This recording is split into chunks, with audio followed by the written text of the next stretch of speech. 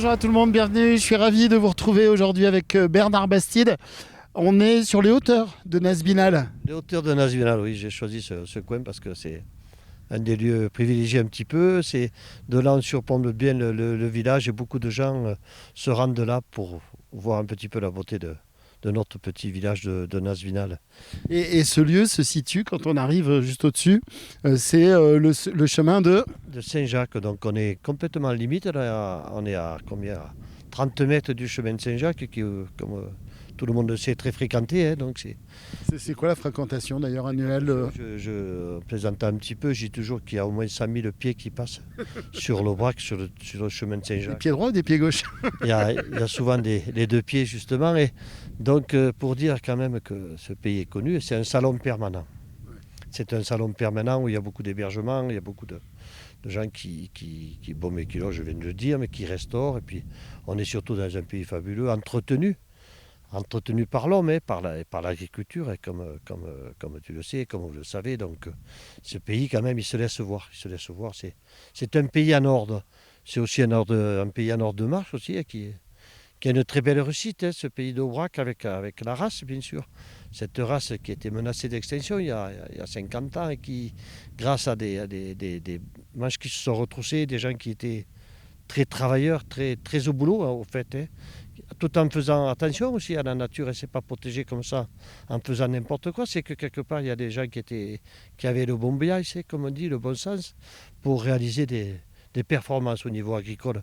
Et je pense que ces performances-là ont fait que ce territoire il est connu, reconnu, et il tient la route, il tient debout, et malgré les turbulences qu'on connaît dans le monde entier, dans le monde agricole et tout, je pense qu'ici on tire notre épingle du jeu, et je pense qu'on tirera encore notre épingle du jeu longtemps.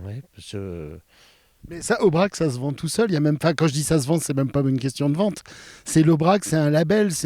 L'Aubrac, c'est comme quand on dit on va faire du ski à tel endroit, on va faire. L'Aubrac, comment dire, c'est un rayonnement. l'Aubrac qui rayonne, oui, c'est vrai que mais là, je suis mis sur un territoire, sur un fronton, là où on voit très loin. L'Aubrac, il domine en fait aussi. Toutes les caractéristiques ici sont faites pour qu'on aille vers l'avant. Donc là, je suis sur un petit bout de plateforme, là où arrive cette eau d'Aubrac qui est tellement prisée ailleurs, quoi. L'eau aussi qui a dû être conservée, dans le cadre des pratiques agricoles aussi, avec les zones humides, à l'intérieur du parc, grâce à des zones protégées un petit peu, où les gens ont fait attention, plus qu'ailleurs peut-être, en y croyant aussi, malgré toutes les turpitudes, les vicissitudes, mais beaucoup de gens sont accrochés. Ce territoire, il est humide encore.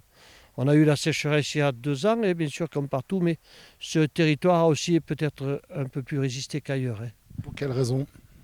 Justement, par rapport, je pense aussi aux pratiques agricoles qui étaient déjà exercées. On sait faire, à mon avis. On est là parce qu'on sait faire, on a résisté, c'est authentique, on sait faire. Beaucoup de gens maintenant viennent, puisque avec le chemin, je dis tout à l'heure, c'était un salon permanent. Nous avons reçu également des nouveaux habitants qui ont réussi à trouver de l'emploi. Donc une population qui se stabilise maintenant aux alentours de 550 habitants. Pour Nazbinal, hein, juste. Pour Nazbinal, oui. Il y a beaucoup, bien sûr, de choses qui restent à faire, on ne fait pas tout. On a l'impression qu'on a tout fait. En fait, on ne fait rien. On essaie de faire, et on est de passage, on le sait très bien, mais malgré tout, il faut se réaliser, et réaliser dans l'intérêt du bien public quand même. Nazbinal, l'Aubrac, posé sur des vraies valeurs, je dirais même quasiment ancestrales, millénaires, ici, sur le plateau de l'Aubrac, c'est juste magique. Le village qui est juste derrière, qui rayonne, hein, ce village de Nazbinal. Un village qui rayonne par beaucoup d'aspects. Effectivement, il y a Saint-Jacques. Il y a beaucoup d'animations dans ce village. Il y a la Rosée du matin qui refonctionne à fond depuis, qui a réouvert, on va dire, sur une nouvelle vie en fait pour la Rosée du matin. La Rosée du matin, bon, mais c'est 66 à... Donc 34, ça fait pratiquement 60 ans. Ça fait pratiquement 60 ans d'histoire. Donc c'est un lieu magique qui a donné ses lettres de noblesse à Nazbinal aussi, parce que, faut le savoir, c'était une boîte de nuit qui a vu le jour dans les années 65-66, je dis. L'ouverture officielle sur 66, je crois que ça tournait déjà un petit peu avant. Et des gens venaient de Montpellier aussi, de Béziers, de Clermont bien sûr, d'Albi, pour venir à la Rosée du matin, qui proposait même des programmes parisiens l'été et tout le monde attendait sa feuille de route, son petit carnet là, pour savoir quelle soirée il choisissait ou s'il en choisissait plusieurs. Je faisais partie de ceux qui en choisissaient plusieurs dans la semaine, puisqu'on avait la chance d'être à côté et d'avoir vécu ces moments fabuleux sur le plateau. Et ça, on le doit effectivement à un personnage qui s'appelait Weber Bergugnon et qui quand même avait eu cette audace d'installer cette boîte magique ici, quoi. Et pour faire venir les gens qui venaient de partout, c'était parce qu'il n'y avait pas l'autoroute en plus à l'époque. Ah oui, il n'y avait pas l'autoroute, donc C'était un vrai challenge. c'était un vrai challenge, oui. Donc les gars ils roulaient, ils faisaient attention, il n'y avait pas de, il y a pas de, il y avait pas d'accident, il n'arrivait rien en fait. On était bénis là, il se passait quelque chose, il n'arrivait rien de fâcheux. D'ailleurs, on a hésité entre faire cet échange ici à cet endroit-là, ou juste à côté, il y a une petite station de ski, mais qui n'est pas si petite que ça. Ah, c'est quand même la plus petite station de France. On la revendique et tout. C'est pas une station qui va nous poser des problèmes à l'avenir parce que elle nécessite que peu d'entretien. Bon, bien sûr, il faut être aux normes. Bon, les câbles sont visités, le pylône est visité, tout va bien, la sécurité marche. On peut tourner.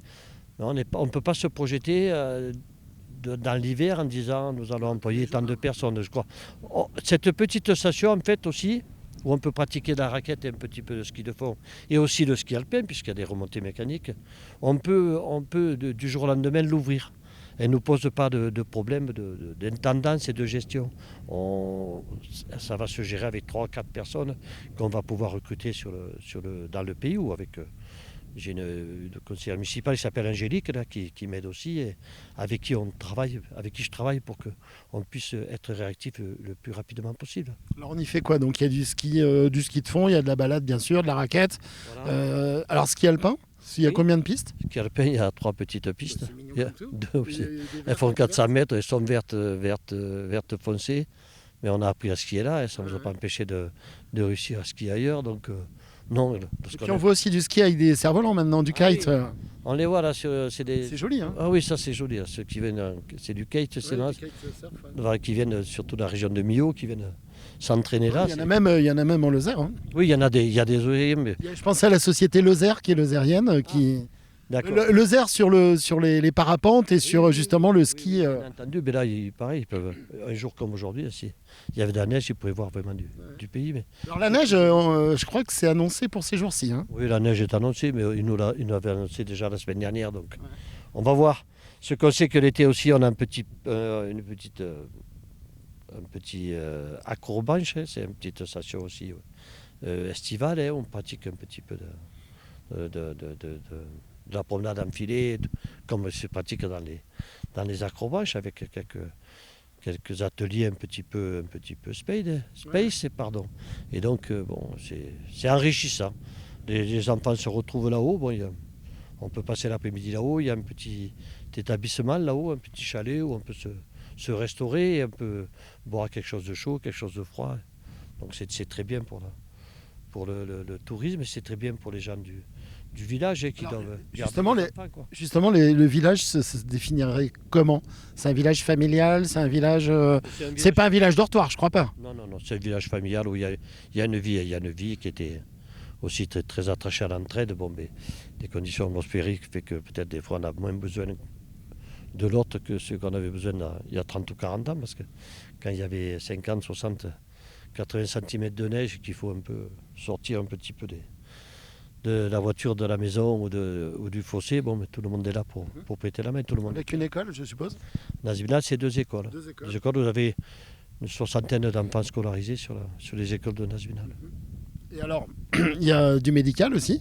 Il y a du médical, oui. Nous avons un médecin, nous avons de jeunes kinés, nous avons un pharmacien, nous avons des infirmières aussi, bien entendu, parce qu'on connaît là. En ruralité, c'est très très important de pouvoir compter sur ces personnes-là. Ce médecin est là avec nous depuis une trentaine, 35 ans. Donc voilà, on va essayer de...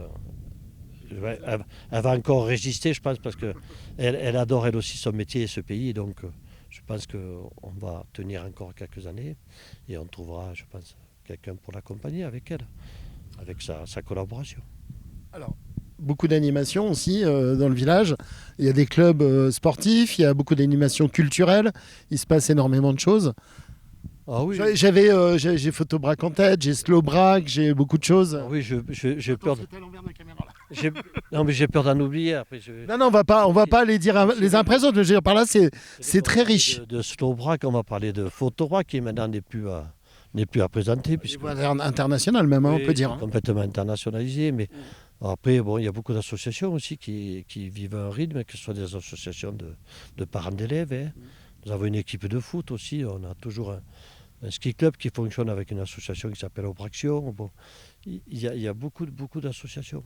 Je vous dis, je ne vais pas me lancer dans les citer toutes, je vais en oublier. Donc, j'ai déjà commencé quelques citations, mais je vais me pencher dessus pour dire que l'association, c'est un peu le rythme, c'est un peu les poumons de la commune. Il faut que la vie associative soit présente, sinon, s'il n'y a que la vie, l'autre vie, la vie active, elle est aussi en richesse lorsqu'elle produit un monde associatif qui est évolutif. Sinon, il faut de l'association dans les villages, je le dis partout. Moi, j'étais souvent associatif pour faire avancer, s'occuper d'une manifestation, s'occuper d'un loto, il faut du monde, il faut avoir envie, il faut donner un peu de son temps. Et il faut aussi des associations comme les pompiers, puisque il faut aussi des pompiers dans les villages. Parce que si on n'a pas de pompiers, c'est toujours embêtant, parce qu'il faut quand même aller au secours des gens, beaucoup de fois au secours à domicile, beaucoup de soins. Oui, puis là, ici, là, ça va. On est en période, il n'y a pas de neige, mais quand il y a de la neige et que ça peut être potentiellement compliqué, c'est bien d'avoir ce qu'il faut sur place aussi. Ah, mais tout à fait, Je parle par rapport au secours. Hein. Oui, mais au secours, il faut qu'il soit vraiment sur place. Je fais partie des militants pour un hélicoptère. Première destination Lozère. Un dragon, même si effectivement il faudra qu'il intervienne sur peut-être à proximité.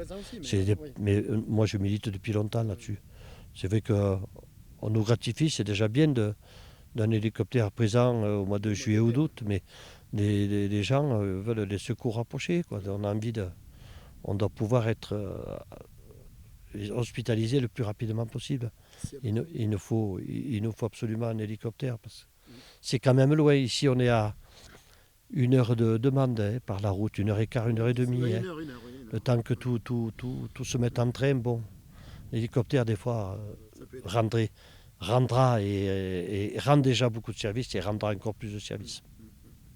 Tout à fait.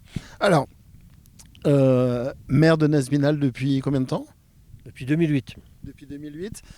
Il y a une particularité, c'est qu'il y a les jeunes aussi maintenant. Il y a un conseil des jeunes. Ah oui, un conseil des jeunes. C'est important ça. Ah oui. D'ailleurs, il y aura une réunion prochainement pour renouveler ce conseil municipal des jeunes qu'il y a déjà. Le principe, ça s'est fait comment là, ce conseil des jeunes, c'est une volonté C'est une volonté, c'est passé par une volonté déjà du conseil municipal avec une personne qui s'appelle Laurence, qui est ma nièce, qui a dit tiens, maintenant il faudrait qu'on installe le conseil municipal des jeunes et aller. Elle a su motiver. Et, d'ailleurs, justement, le préfet l'a très bien reconnu cet été. Hein, donc, non, puis ça fait tache d'huile, je parle que de la Lozère, parce qu'ailleurs bien sûr, mais il y a au conseil départemental, il y a des jeunes aussi maintenant, à Marvejols, ailleurs. Oui, j'ai vu à Marvejols aussi qu'il y avait des élections il n'y avait pas longtemps, là je voyais des panneaux d'affichage, donc j'ai dit tiens, des jeunes, non mais il faut que... L'idée c'est que les jeunes s'engagent rapidement vers la vie publique, donc quand ils vont aussi vers un conseil municipal des jeunes, je pense qu'ils ont franchi une étape déjà, je pense qu'ils vont rapidement confirmer vers des associations locales, rapidement. Et puis après, ils pourront intégrer bien entendu un conseil municipal ou aller vers la vie publique, puisque cette vie publique, on a senti à un moment donné que peut-être on s'en intéressait pas trop et justement pas assez. Donc, c'est vrai que cette formation, de dire à des jeunes, venez à un conseil municipal des jeunes, oui. Après, on fait ce qu'on peut, on fera sûrement mieux, mais non, ça se fera avec le temps. Les jeunes ici, là, ils ont l'école jusque sur le primaire, j'imagine. Après, ils vont un peu plus loin. C'est un chidapché, beaucoup, un petit peu. Après, on en fait des étudiants. Et ils reviennent un peu, là, les jeunes ont tendance à revenir. Je parle de ceux qui ont fait des études, ils ont expérimenté. On est très attachés comme ça, sur Aubrac, à Nazbinal, aux environs. Ils sont attachés, mais aussi, ils sont partis un peu ailleurs, des fois. Et bon, certes, beaucoup reviennent quand même. Mais on aimerait qu'il y en ait encore plus, surtout qu'on a on a quelques qualités là qui réussissent. Hein. Donc on aimerait qu'ils viennent un peu donner leur savoir, un peu tout ce qu'ils ont reçu, qu'ils viennent l'appliquer, qu'ils reviennent un peu au pays, quoi. Est-ce qu'il y a besoin de parler des atouts ici de l'Aubrac, de Nasbinal? C'est ce que je disais tout à l'heure, c'est presque un catalogue, on n'a même pas besoin de pousser la porte de l'office de tourisme. Tout est beau, tout est... Ouais, tout est beau. Bah, je suis peut-être pas objectif, je sais pas, mais... C'est le pays où il faut... Voilà, c'est le pays où il faut... C'est l'authenticité. Ouais. C'est celle-là qui vient au cœur, qui à mon avis, c'est lui. Similitude avec d'autres régions françaises, ce serait quoi, la Bretagne, les Pays Basques ou des choses comme ça? Bretagne plutôt, le granit là. Oui, Pays Basques, Béarn, parce que je vais parler du Béarn parce qu'on a des origines nous un peu béarnaises, donc oui, il faut qu'il y ait du caractère dans les pays, pour qu'ils reviennent. Il faut se servir de ces caractères-là pour impulser une nouvelle façon de diriger. J'ai peur qu'on sorte du cadre. Alors j'explique aux spectateurs, en fait on a le soleil qui est en face de nous, je vois absolument pas, je crois qu'on doit être à peu près dans l'image mais ça doit être bon. Du caractère, et puis ici ce qui caractérise l'Aubrac, ça serait quoi? Alors c'est des paysages de l'Aubrac qui sont incomparables, c'est un plateau, il y a des animaux bien sûr, les vaches. C'est un plateau ouvert et vivant comme dirait André Valadier qui avait eu de grande initiative André Valadier, c'est un personnage pour les spectateurs, personnage qui a vraiment contribué au développement avec Jeunes Montagnes, avec on avait fait une interview avec lui. Il fait partie des personnes à l'origine vraiment de toute cette renaissance entre guillemets de l'Aubrac. Ah oui, je pense oui qu'il était carrément à la base. Hein. Donc même en ce qui concerne la coopérative Jeunes Montagnes, il a su voir à un moment donné que les bureaux allaient s'éteindre, que les conditions de travail n'étaient pas réunies pour que ça continue. Les gens qui travaillaient allaient à Paris, ne revenaient pas. Donc les bureaux petit à petit s'éteignaient. Et puis il a eu l'idée de dire, si vous voulez qu'on continue le fromage, hein, la traite, il faut le faire collectivement. Oui, puis il a su porter la parole jusqu'à Paris. Et puis créer une coopérative quand même et fédérer des gens autour de lui pour le suivre. Maintenant, quand on connaît la réussite de la Jeune Montagne, je ne vais pas parler de tonnes parce que j'en sais strictement rien, mais c'est colossal, quoi. Donc après, on passait par la race en même temps pour relever le défi de la race et repartir les couteaux de l'Aïol et puis tout un plateau avec son point d'orgue. Parce que l'Aubrac, c'est 3 départements. Hein. Oui, c'est 3 départements, bien entendu. Aveyron, Cantal, Lozère. Hein, donc cette idée aussi de créer un parc. Et ça se passe comment justement avec les départements d'à côté? Vous êtes tous en synergie? On est en synergie de toute façon. Parce que là, l'Aïol, c'est à côté. Oui, le côté identitaire y est, donc il n'a pas fait le faire naître puisqu'il était né. Donc il a fallu justement le rassembler autour d'un parc. C'est 64 ou 6 communes, je pense, c'est 220 000 hectares, c'est 37 ou 38 000 habitants. C'est une idée de fonctionner un petit peu la même sur des valeurs un petit peu d'authenticité, pas rustique, mais une envie de partage et même de faire savoir et de savoir-faire. Donc l'identitaire, il est là, on est fiers d'être dans ce pays d'Aubrac. C'est fait que maintenant on s'habitue, mais c'était dans l'ADN, je crois qu'on parle facilement d'Aubrac entre nous, quoi. Hein. Bon, c'est Nasbinal en Aubrac, Saint-Ursis en Aubrac, l'Aïol en Aubrac, Sainte-Geneviève même en Aubrac, tout le monde est en Aubrac, mais on est tellement heureux de participer à cette aventure, en essayant de propulser les jeunes derrière nous dans ce même sillon, parce que c'est un sillon à bonne fermentation. Alors, ça, c'est le côté vraiment terroir local, agriculture. Attends, pas trop qu'on s'approche de la caméra.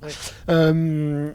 Mais une énorme partie touristique aussi. Le tourisme en Lozère, enfin tout du moins sur l'Aubrac, c'est un des poumons aussi de l'activité locale. Oh ben oui, le tourisme il fait partie prenante de l'activité économique. Hein. C'est l'agriculture, le tourisme, c'est un mariage. C'est les deux. Ouais, les deux se sont mariés sans aucune. Il faut surtout pas qu'un attaque l'autre parce que c'est complémentaire, complètement complémentaire. Alors le tourisme, c'est plus sur l'été avec comme on dit maintenant, les ailes de saison, où il y a encore un petit peu aussi l'automne et en hiver, pourquoi pas que la station de ski qui est à côté justement. Oui, mais ces stations de ski justement, elles sont bien peu pénalisées, vous savez, par le manque de neige. Dès que il faut engager des frais sur des structures plus importantes que la nôtre, c'est compliqué parce qu'il faut quand même la trésorerie. Mais ce pays déjà a une très belle mission touristique pendant 7 mois de l'année. Hein, On a une idée du chiffre à peu près des touristes qui passent dans le coin? Non, Ce que je disais tout à l'heure, il y a des 100 000 pieds, mais... Oui, ça c'était les pieds qui passent sur Saint-Jacques, 50 000 personnes, mais il y a tellement d'autres chemins, il y a tellement de... Justement, les gens qui font le Saint-Jacques, par exemple, ils consomment un peu en local? Toujours. Ou alors ils vont juste acheter un bout de pain avec un sandwich Il y a toute la société française qui marche. Donc il y a les personnes qui ont 10 euros. Il y a un engouement en plus maintenant. Il y a besoin de... Je pense qu'il y a besoin de se ressourcer, de se retrouver avec soi-même. Tout à fait. Les gens ils ont choisi ce chemin, c'est Saint-Jacques, ça peut être spirituel, c'est sportif, chacun y trouve son compte. Quoi. Ils viennent de toute façon en prendre plein les yeux. Hein. Ils regardent, ils voient, ils racontent le soir en arrivant. Hein. Qu'est-ce qu'ils ont vu, ce qu'ils ont vu. Et les capacités hôtelières ici, là, c'est quoi? Enfin, d'hébergement? Ici, Nazminal peut accueillir sur des soirées, je sais pas, 300-400 personnes. Ah oui, quand même. Ah oui. Mais il y a des soirs, il y a des jours peuvent passer 700-800 personnes là, sur le Saint-Jacques, c'est important. Ouais. Et après l'hiver, il faut gagner la bataille de l'hiver. Hein. Je ne vois pas pourquoi on ne pourrait pas faire un peu de Saint-Jacques l'hiver, même l'hiver hors neige, bien entendu, mais on doit pouvoir séduire aussi l'hiver, parce que les gens ils marchent aussi l'hiver. Surtout qu'avec le réchauffement climatique et la mise en sommeil peut-être de stations de moyenne montagne, on doit pouvoir nous séduire aussi pour essayer de récupérer un peu de ces clients qui ne venaient pas jusque-là. Quoi. Ouais. Et qu'est-ce qu'il faudrait faire, du coup, les leviers, ça serait quoi? Je pense que c'est une bonne communication. Oui, c'est une bonne communication et axée sur le bien vivre et le bon air, même que ce soit en novembre ou janvier ou février, on peut prendre du bon temps ici, même si c'est en morte saison. Et donc, voilà, j'ai pas froid. Au contraire, même aujourd'hui, on n'a pas froid. Non, on est bien.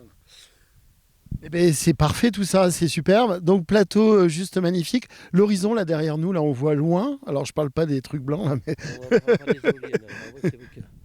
mais on voit loin ici quand on est sur les hauteurs comme ça. Le soleil, du soleil levant au couchant. Là on est très bien là. Ici il faut venir, il faut se lever le matin et se coucher très tard. Mais oui, c'est vrai. Hein. Mais c'est pareil, c'est une question un art de vivre. C'est un art de vivre donc. C'est vrai quand même pas. Les gens ont envie de se lever. Moi, je connais beaucoup de gens qui viennent chez nous, qui se lèvent très tôt le matin pour aller voir un petit peu. Hein. C'est quand même quelque chose. Hein. Donc, il y a beaucoup qui viennent ici d'ailleurs pour regarder un petit peu l'horizon. Alors, ce qui est assez, comment dire, qui est remarquable. Alors, on n'a pas l'océan, on n'a pas la mer ici. Mais c'est un peu. Non, mais oui, on a tout. Mais justement, ce que je voulais dire, c'est un peu. On peut se mettre comme ça ici sur une montagne. On se pose et on regarde des couchers de soleil comme on regarderait un coucher de soleil ou un lever de soleil, hein, comme on regarderait. Et il n'y a jamais deux fois le même paysage, les mêmes lumières, les décors. Il peut y avoir un ciel noir en été avec de l'orage et puis de l'autre côté un soleil pas possible. On a l'impression qu'on est dans un vitrail. C'est juste magnifique en fait. C'est ce qui qualifie ce pays, c'est photogénique. Voilà. D'où ce succès de Photobrac aussi, parce que les photographes un peu plus professionnels te disent que tant qu'ils changent, ils sont de ton pays, mais c'est incroyable. En 1 heure, ils voient 4 ciels différents, il faut qu'ils restent à l'affût. Les 4 météos différentes, c'est comme en Bretagne, hein, il peut. Et ouais. Bon, après, il peut bien un peu des fois. Non, mais on est bien. Il fait beau, il neige, c'est un pays magnifique, il faut accepter la nature aussi. Hein. C'est vrai qu'elle ne nous fasse pas des misères trop profondes dans les années qui viennent. C'est clair, que le climat nous épargne un peu. Oui, parce que Photobrac, pour les spectateurs qui ne connaîtraient pas, c'est un festival qui historiquement durait sur une petite semaine, qui maintenant s'étale un peu plus. Mais bon, le cœur du festival, c'est environ sur quelques jours, c'est au mois de septembre, hein, c'est ça. Et c'est un festival photographique avec une thématique chaque année. Et en fait, ça a une telle aura maintenant pour les spectateurs que ce festival accueille vraiment des photographes, bien sûr de France, mais au niveau international. Et alors, ils sont complètement surpris. Ils sont pris à contre-pied. Alors maintenant, ça commence à se savoir, mais ils sont pris à contre-pied parce qu'ils ils posent pas les cimaises dans un musée ou je sais pas quoi. C'est des agriculteurs, et c'est ça qui est extraordinaire, qui, à la fois dans des bureaux, chez les agriculteurs, à l'office de tourisme, à côté de l'église, à la mairie, dans des lieux où ils viennent exposer dans des lieux improbables, avec une ambiance incroyable. On parlait tout à l'heure de la rosée du matin, avec les débriefs le soir de la rosée du matin, avec des fêtes aussi, des soirées avec de l'accordéon, des repas, des moments d'échange, et qui sont des moments humains. Et ça, c'est important d'avoir de l'humain, se regarder dans les yeux. Et oui, tout à fait. Ouais. C'est que les Ils gars, reviennent. oui, mais ils sont surpris par la qualité de l'accueil en fait, et de l'accueil du paysage en fait. Ils arrivent et ils sont surpris, ils regardent et d'entrée, et très vite ils tombent en fait amoureux. Très vite ils ont l'impression d'être déjà venus. Oui, c'est ça, c'est une Donc, histoire d'amour. Hein. voilà, donc de suite ils reviennent. On a eu l'expérience avec des gars comme Reza, Jean-Louis Etienne, là, Arnaud Guérin aussi, qui est quand même assez réputé, Hans Sylvester, qui vient tous les ans. Donc on a quelques gens qu'on qualifie de pointure, mais qui viennent mais en toute amitié. Quoi. C'est incroyable. Et puis vraiment, C'est la magie qui ils s'opère. veulent revenir. Quoi. Ah Je veux ouais, dire, ouais. c'est Ils voudraient des tous actes revenir de tous les ans. Hein. Tous les ans, ils voudraient être là. Quoi. Et la plupart reviennent quand même. Hein. Et un autre, si on dit festival, c'est Slowbrack, qui est complètement surprenant. Et ça a pris d'une force. Il y a un monde de fous. En gros, c'est le bien-être, c'est se ressourcer d'une certaine façon. Et je sais pas, il doit y avoir quelque chose de magique ici en Aubrac, non?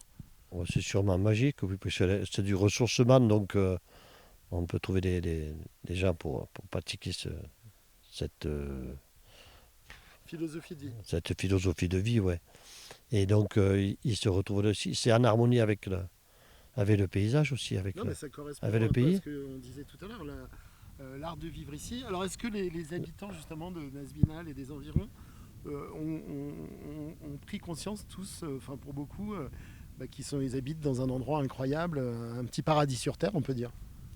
Ça, c'est moi qui le dis et j'assume parce que je le pense. Hein. Oui, je pense beaucoup savent qu'ils sont sur un paradis, mais ils veulent le partager, ils ne veulent pas non plus le brader. Hein. Ils ne veulent pas non plus qu'on les embête trop. Quoi. Donc il faut que chacun reste à sa place. Ok, on accueille, mais bon, il faut quand même qu'il y ait des règles de conduite. Ça, c'est la vraie signification de l'accueil. C'est celle-là. Être bien où on est, mais surtout respecter lorsqu'on est reçu. Et je pense que ça, c'est fondamental Faire aussi. le canard en arrivant. Voilà, donc quand on a parlé aussi de manifestations, on a la chance d'avoir des manifestations agricoles aussi, avec les pales. Et puis cette année, on avait aussi le concours départemental de la race Aubrac. Donc tout ça, ça compte. Ça vient en appui de toutes les manifestations. Et surtout lorsque vous arrivez par un matin de juin pour faire le marathon des Burons, vous faites le tour de tout le pays. Là, vous en prenez plein les yeux. Là, hein. Oui. Et comme en juin, quand même, le jour se lève tôt, là, c'est la fête. Là. 5 heures du matin, ouais. Ah, c'est une fête courue. C'est une fête courue, mais vous voyez déjà, à l'origine, même le marathon, ce qui était sûr au début de l'organisation de ce marathon, c'est qu'on voyait beaucoup de gens qui arrivaient de très loin. Et très peu de gens, de coureurs, enfin de marathoniens du coin. Alors que maintenant, si vous voulez, si on regarde bien les immatriculations, je vous jure que quant à l'Aveyron-Lozère, il y a du monde. Recentré. Il y a beaucoup de gens qui pratiquent cette épreuve. À côté de ça, sûrement, ils font d'autres, mais il y en a beaucoup qui pratiquent au moins cette épreuve qui est le marathon de l'Aubrac, dans toute la périphérie. Alors ça, c'est à quel moment ? Ah, c'est au mois de juin, juin vers le 3e dimanche de juin, mais c'est une fête de l'Aubrac aussi. Et là, il y a déjà des vaches dans les essives. Hein, donc, il y a la transhumance de Bonnecombe, hein, bien sûr. Ah oui, il y a déjà la transhumance de Bonnecombe, celle d'Aubrac, bien sûr. Il faut les citer toutes, hein, puisque maintenant, elles ont été citées au patrimoine mondial de l'UNESCO. C'est encore une reconnaissance. Ça veut dire, je l'ai dit tout à l'heure, hein, qu'on n'est pas à côté du vélo. Eh oui. On est dessus. C'est ça. Et maintenant, il faut continuer. C'est pas un vélo électrique. Oui, c'est pas un vélo électrique. Ça crève un peu, mais il faut se regonfler derrière. Eh ben, c'est parfait tout ça, Bernard. Et merci beaucoup. Merci. Non, mais c'est bien, on est bien.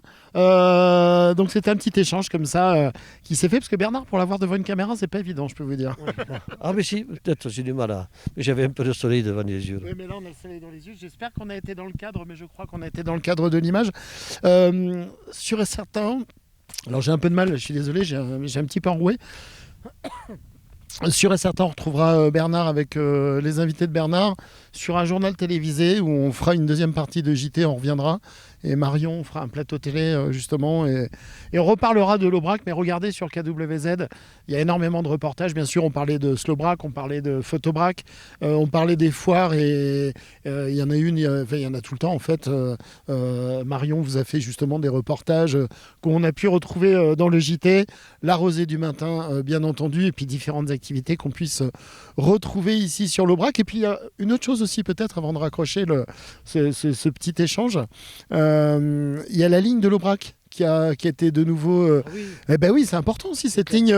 C'est important justement avec la région occitanique. Oui, beaucoup de personnes sont mobilisées. Et donc la mairesse c'était de Ruine, la Haine, que je connais, elle a mené un beau combat. Il faut que cette ligne... L'association des amis de Garabi, là, c'est ça. Il faut que cette ligne remarche.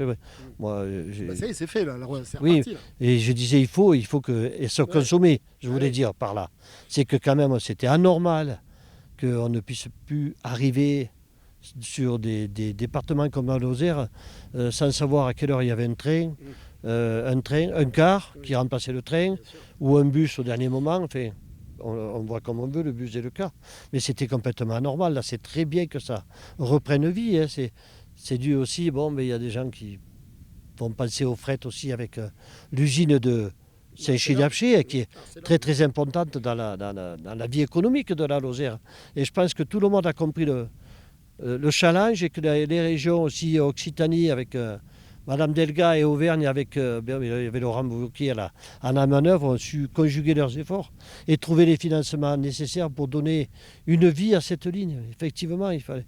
Mais ça, c'est une vraie réussite là. C'est une très belle réussite. D'ailleurs, il y a un reportage dans le JT de jeudi. Et oui, si tu m'avais pas sollicité, j'aurais oublié comme j'aurais oublié.